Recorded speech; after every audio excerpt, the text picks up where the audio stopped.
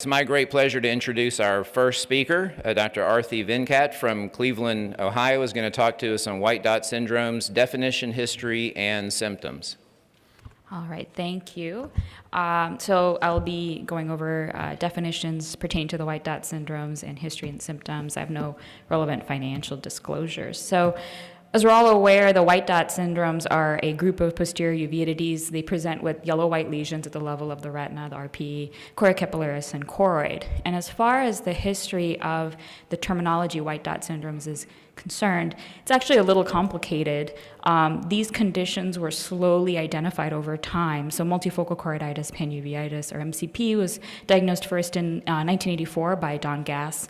MUDES was described by Dr. Jampal, who's here, as well as Paul Sieving, also in 1984. A little after that, Azor was identified in 93, also by Don Gass, and the other conditions that fall under the category of white dot syndromes are slowly thereafter identified, and eventually they were grouped into this terminology, first called white spots or white spot syndromes, and then first called the white dot syndromes in the Gass Atlas. So that is sort of the overview of the history of how this came to be.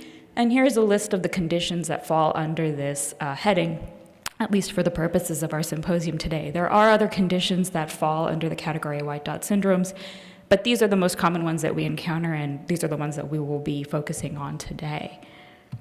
So as far as history is concerned, it's important to take a very careful history, one that is more targeted so that these sometimes very similar looking conditions can be differentiated from one another. So it's important to know the timing of onset of the patient's symptoms and whether they've had previous episodes. So is this something that is a first time onset, very acute in nature, or is this something that's sort of relapsing, remitting in nature? Is this something that's been progressively getting worse over time?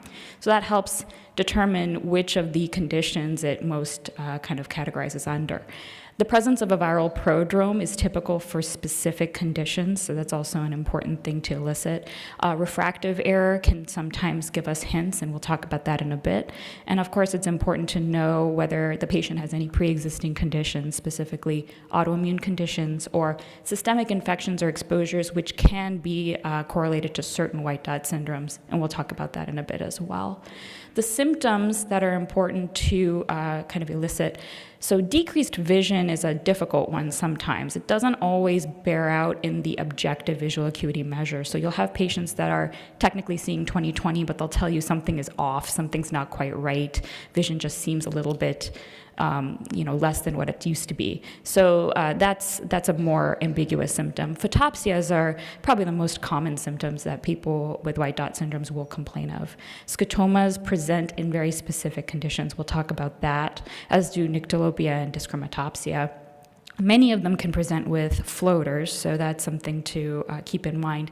And photophobia and pain, less common with these conditions as they're more posterior segment involving, but they can have anterior chamber inflammation, so it is something that can present with the white dot syndromes. Systemic symptoms are important to keep in mind as well. So certain systemic conditions can present with the phenotype of white dot syndromes, like sarcoid TB, so presence of cough or shortness of breath is something to elicit. And neurologic symptoms that's particularly important, not just because you can have neurologic symptoms in a specific category of white dot syndromes, but because obviously this can be a harbinger of something life-threatening. It's not something you want to miss.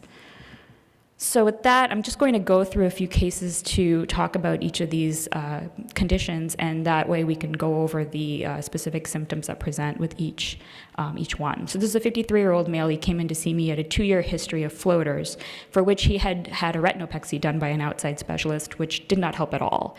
Then this outside doctor told him that he needed a vitrectomy for his floaters. So he comes to see me, and this is what he looked like. And I won't go through all the imaging. That's going to be covered in our later talks. But long story short, I look at him. I see these deep yellow creamy lesions. I get this imaging that shows me leakage on the fluorescein, which is indicative of inflammation, and these dark spots on the ICG, which also indicates to me that this is something inflammatory. And my suspicion for birdshot was very high. So I ordered HLA-A29 testing, which ended up being positive. So the things that sort of guided my decision-making on this were obviously the appearance on imaging and appearance on his exam, but this chronic history, this indolent, floater history, that's very suspicious. He was also complaining of photopsias kind of vaguely over the past 2 years, some peripheral vision issues, and he was also just saying that his vision didn't seem quite right, and he was testing 20/30. So those are the hints that guide the thought that this is birdshot.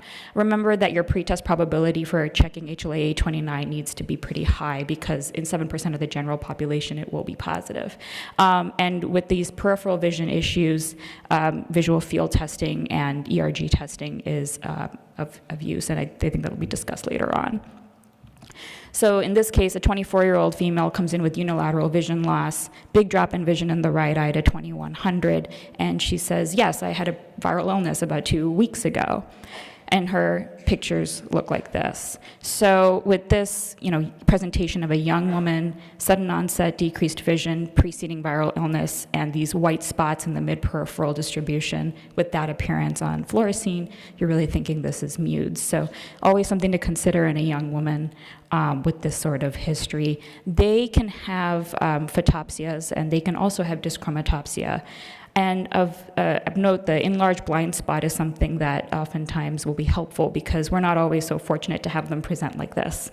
A lot of times you're seeing patients after all these spots have gone, and you're making a presumptive diagnosis, but they will still have that residual enlarged blind spot. So this is something to elicit when speaking to these patients. And this is generally a self-remitting thing. It will resolve completely, but steroids can help expedite that process. These are two conditions that often are very similar looking, so just going through them side by side. On the left is an image of a woman who presented with PIC. So this is a very typical description. Usually these are young, myopic females. They generally have these strobing form of photopsias, so that's a very specific pattern of photopsias. They will have minimal vitritis, and their chorioretinal lesions tend to be small, 100 to 200 microns in size, and these patients are more likely to develop CNV.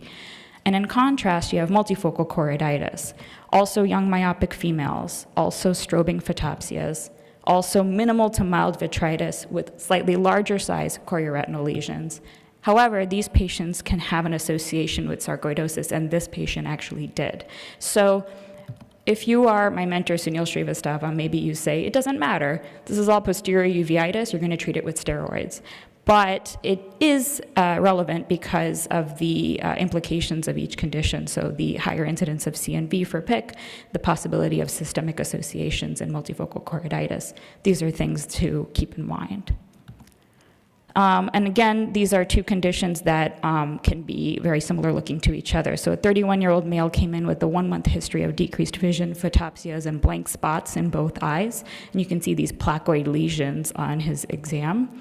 And the bottom set of images are that of a 50-year-old male with recurrent episodes of dark spots and pulsating light in the left eye, also a placoid lesion, but in contrast, you see that there's this leading edge of activity. So that is the kicker in terms of differentiating these. But both of these conditions can present with scotomas, which we talked about as another symptom of white dot syndrome. So the first set of images were AMPI. So these often it's often bilateral, scotomas are common, gender predilection is pretty equal. And remember that these patients can have CNS vasculitis. This is where it's very important to elicit the history of neurologic symptoms. And in contrast, the other set of images were that of a patient with serpiginous. This is slightly older age group. They also can present with scotomas and photopsias. The association with tuberculosis is the thing to remember in this patient population. You want to elicit whether they have risk factors for that association, and you want to test appropriately with quantiferon gold. Other similar conditions are amphiginous, which has the appearance of ampy and serpiginous, and it's often very recurrent, difficult to treat. So this is images of a patient, 18-year-old patient who presented with this appearance, and that's what she had. And then relentless placoid, again, can be very recurrent, can be very difficult to treat, has the same sort of placoid appearance. So this is a 53-year-old woman who came in with recurrent episodes of flashing lights over the course of 4 years. So came in initially in 2015. You can see she's already had a lot of activity, and those hyper autofluorescent areas are the areas of current activity. And you can see over time that she continues to have activity. And this is in spite of multiple rounds of different immunomodulatory agents. So this can be really difficult to treat. And finally, this is a 34-year-old white female with a 3-year history of nyctalopia, whose symptoms in the right eye initially began shortly after giving birth. And then she started recently having symptoms in the left eye, this flickering shadow on and off. And on exam, she's 20/20. You see pretty quiet, little vitreous inflammation, but this is what she looks like. She has a lot of atrophy in that right eye, and in the left eye, you see that very vague kind of trizonal pattern of hyper and hypoautofluorescence. So this is azure, usually in young females in their mid-30s. Paracentral photopsias, or photopsias that are a little bit off-center, is very typical in this, and often starts in one eye and progresses to the other. And they usually have a lot of visual dysfunction, mainly nyctalopia, peripheral vision loss due to progressive atrophy that goes on over time. And that's it from my part. And so we'll continue to talk about all of these syndromes. Thank you. Thank you very much.